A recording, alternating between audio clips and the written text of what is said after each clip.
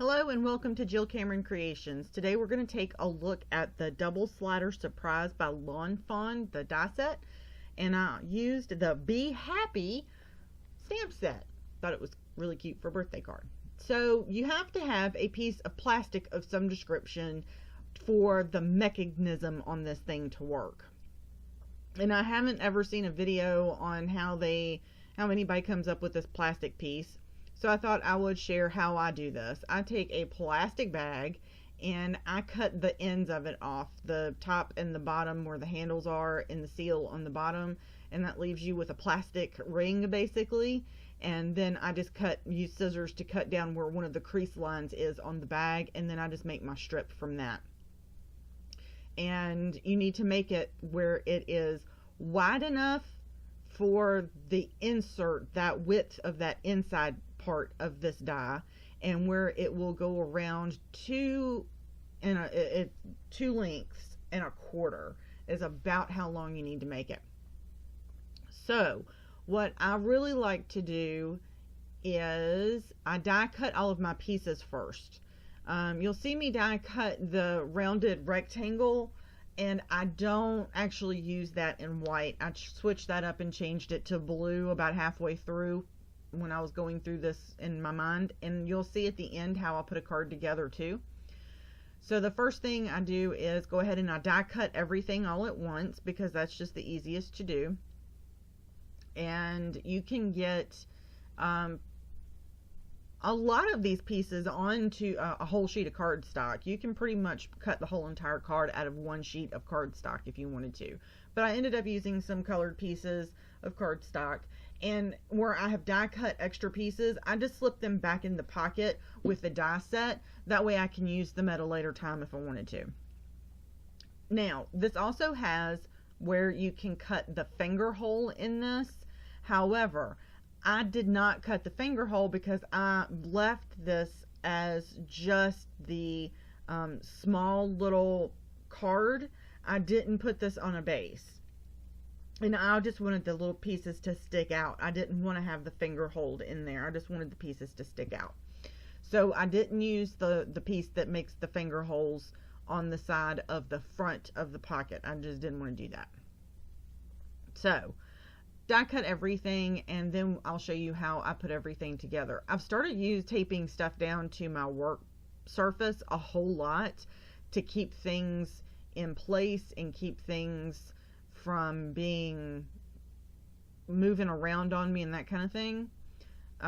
Also, when you're folding in little tabs like are on a lot of the Lawn Fawn dies, if you start in the middle of them and then work your way out towards the edge, and do it 2 or 3 times. Don't try to fold it all down at one time. Do it 2 or 3 times, and then take your bone folder and take the long flat side of it and press it down on there, and then run that bone folder across the edge of it.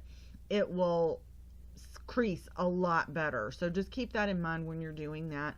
I went ahead and put my adhesive on, and I'm using 1/8 inch double-sided adhesive from scrapbook.com, which I will link to below, and you'll be able to check that out. Really good price on it. Really good price on it. It's like 80 some feet of it on a roll. It's crazy. So I went ahead and just put these 2 pieces together, and I'm not sealing up the inside of it yet because you still need to put your stuff in there. You'll still need to put the mechanism on the inside of it, which gets a lot of adhesive too, and you'll see me do that in just a little bit. So first we're going to put our plastic piece on here, so we need to figure out where that's going to go. And I move it down where I need to, and I go ahead and I put 1/8 inch, put 2 pieces of 1/8 inch double-sided adhesive on this. And I find it easiest if I go ahead and put a piece of washi tape on there, because then it keeps my plastic from moving around, and it just works out very well to do this instead of trying to fool with it and it moving everywhere. But I put 2 pieces of 1/8 inch. Of course you could use 1/4 inch on here if you wanted to. And then I flip it around and I go ahead and take the tape off, and I made sure that the tape wasn't hanging off even it looked like I had some of the release paper was on the end of it, but it wasn't any adhesive. It was just release paper. So now we're going to fold this over. You want this to be snug but not tight. So this is going to be like you'll be able to stick your pinky finger under it. You don't want it to be super tight and you don't want it to be super loose either. So you would be able to like stick your pinky finger under it. Just barely tight. So you can still stick a finger under there, you know, and it's fine. If you do it too tight, then your paper won't move back, your pieces won't move back and forth. And if you do it too loose, then it won't move around properly and it'll fall out. So just, you want to be able to stick your pinky finger under there and that'll work. So now you're going to slide this up, and I'm just trimming off as much as I need to here so it's not a great big huge overhang of plastic. And then I'm going to slide this all the way over to the left, and then I'll show you how to put the panels on after we finish those up. So I went ahead and stamped a whole bunch of images because I knew I was going to fill everything up with peas and pea pods and all those kind of things. I am using some Hero Arts Forever Green and Lime Green ink, as well as Crimson and Stonewash. This is the lime green. That's the lime green. And that's what I'm stamping my peas in. And then I'm going to Copic color in the leaves and the pods there. There is a die, coordinating die, that does the split for the one pod that looks like it has an inside to it. There is a coordinating line die for that, and I used that on both of them so I could tuck peas into it. Because what's a pea pod without some peas in it? Isn't that cute? So here's everything colored. I didn't want to bore you with the coloring of that since we were really focusing on the card, but I did want to show you that they have these adorable, absolutely stinking adorable faces like a lot of Lawn Fawn stuff does. It is so cute. And they have one with glasses. Who doesn't love glasses on a pea? This made me giggle.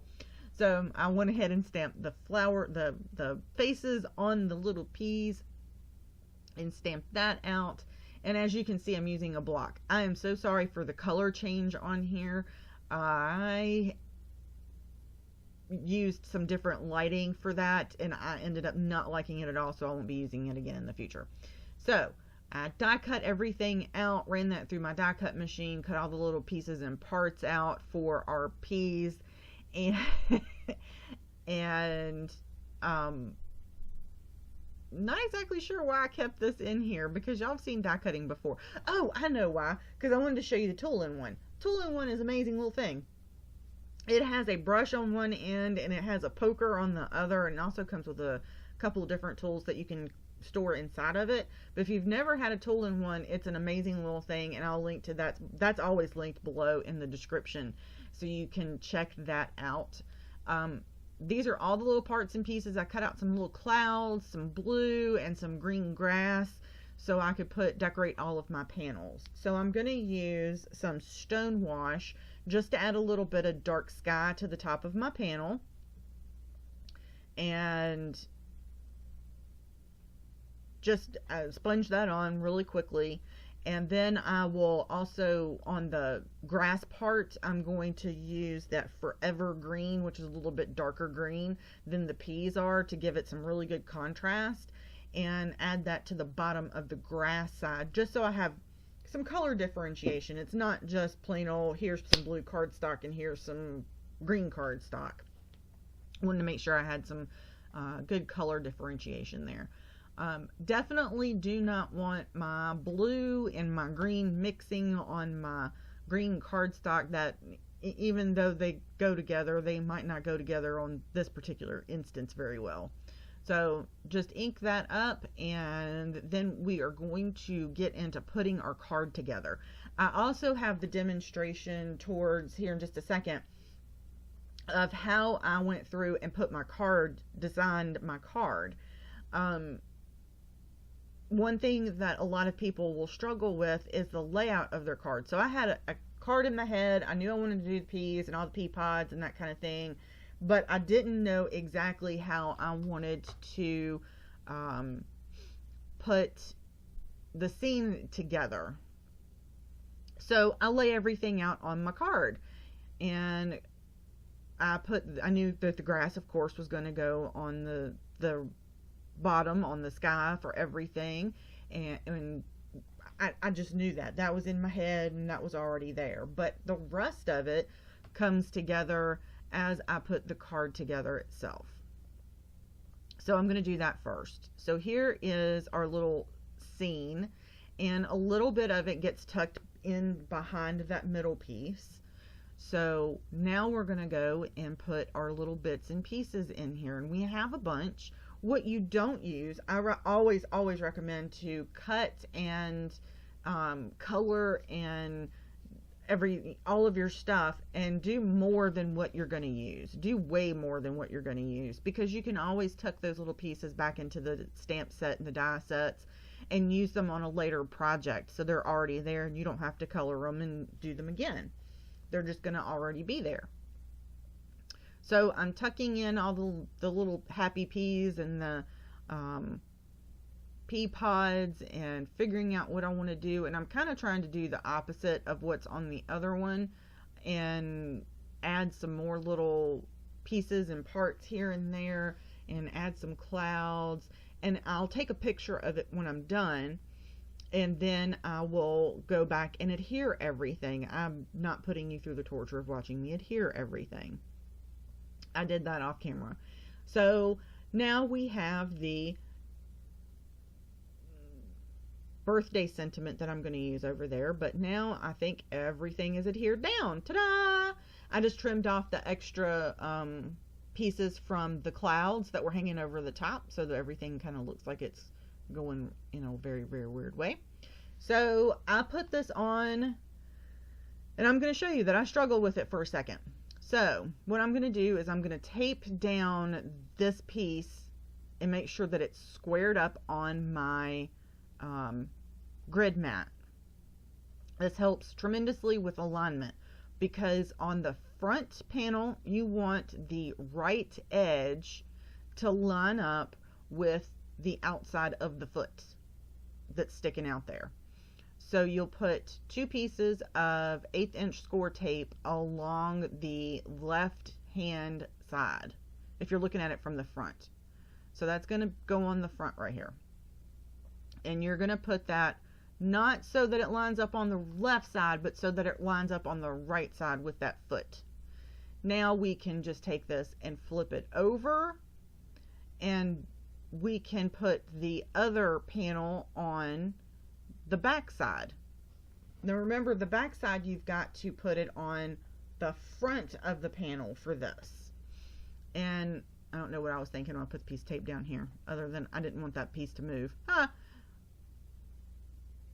So I need this to come out of the left side of the card, so I've got to put tape on the left side of the front of the panel, not the back side. But I needed the front piece to stay where it was, so nothing gets messed up. So I flip it over, and I didn't pay attention when I did this that I automatically flipped that card upside backwards so that it would be correct. And then I fooled myself into thinking I was wrong for some reason, and I ended up pulling the tape back off and then going, no, that was correct, and putting the tape back on. So when you are struggling with this kind of thing, don't feel like you are in the you are alone in this, because I can promise you, you are not. All of a sudden you'll think, I'm not doing this right, and oh, but yes, you will. It is correct. So you're not alone in it. I do it all the time. I have to stop myself and go, nope, that was right. Nope, that was right. And keep on trucking. Just remember, if you do mess something up, don't throw it out. Keep it and fix it. And we learn from those mistakes. So I have this. It's all done now. So now I need to put 4 pieces of that 1/8 inch score tape on the little legs. I'm going to go ahead and put my pull tabs on here too real quick.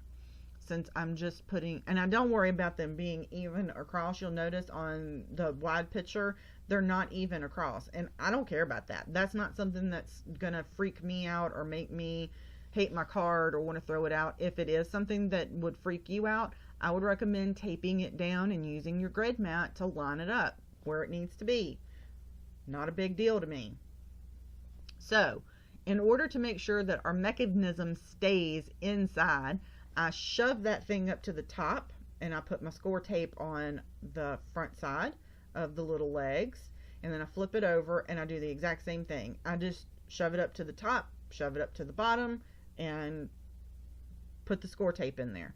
So now you're going to pull the release paper off of one side of your score, off of the mechanism that goes in the middle, and you are going to pull the tape off of that, and then you're going to set it down in that bottom crease and make sure everything lines up, and then press it down into place.